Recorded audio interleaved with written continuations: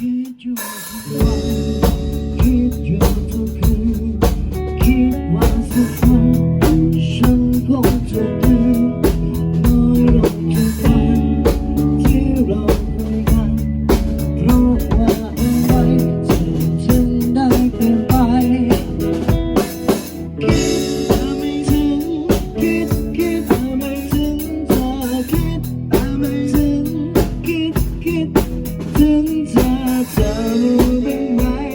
ว่ามีใครทนทุกข์ทรมานว่าความคิดถึงของเธอกับฉันจะได้หรือเปล่าได้ที่สุดหัวใจจะเป็นไปหรือเปล่าฉันยังคิดได้อีกใช่ไหมความคิดถึงที่ฉันไม่เคยกดไปไม่เคยถึงเธอยังนึกตอนนั้นวันที่เราหัวเราะกันไม่เคยลืมและยิ้มเธอสักครั้งเธอไม่เคยวันที่เราหัวเราะกันจะยังไงก็ไม่จะเป็นเท่านั้นทุกความสัมพันธ์มันทำให้ฉันคิดแต่ไม่ถึงคิดแต่ไม่ถึงเธอคิดแต่ไม่ถึง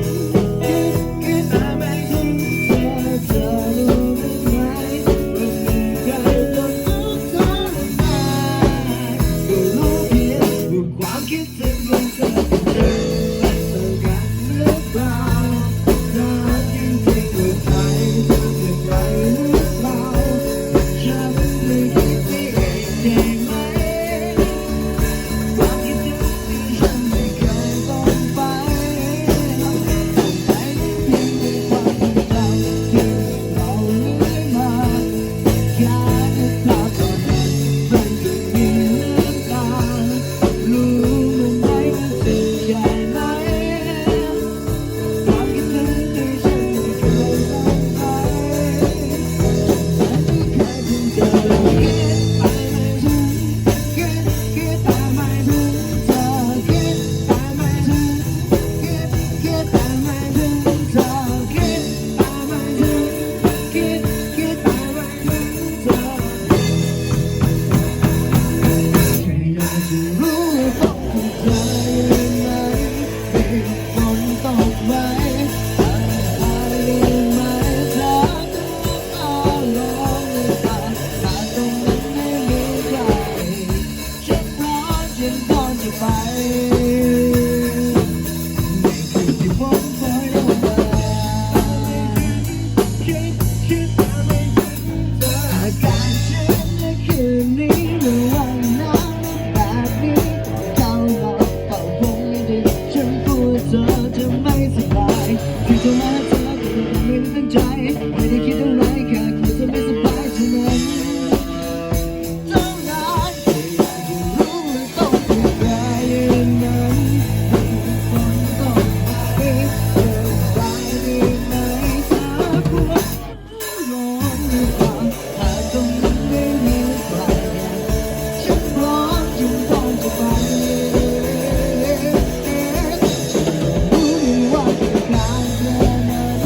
มีเขาใช่ไหมอยากให้คนนั้นเขารักเธอดีหรือเปล่าเป็นจนมาดีกว่าแต่คนนี้ฉันไม่ใช่ฝนตกลงมาคิดไม่ถึงเธอคิดแต่ไม่ถึงคิดแต่ไม่ถึงเธอคิดแต่ไม่ถึงคิดแต่ไม่ถึงเธอคิดแต่ไม่ถึงก็คิดถึงของเธอกับฉันมันเท่ากันหรือเปล่าถามจริงๆว่าใจเธอเปลี่ยนไปหรือเปล่าฉันยังเคยเป็นอยู่ใช่ไหม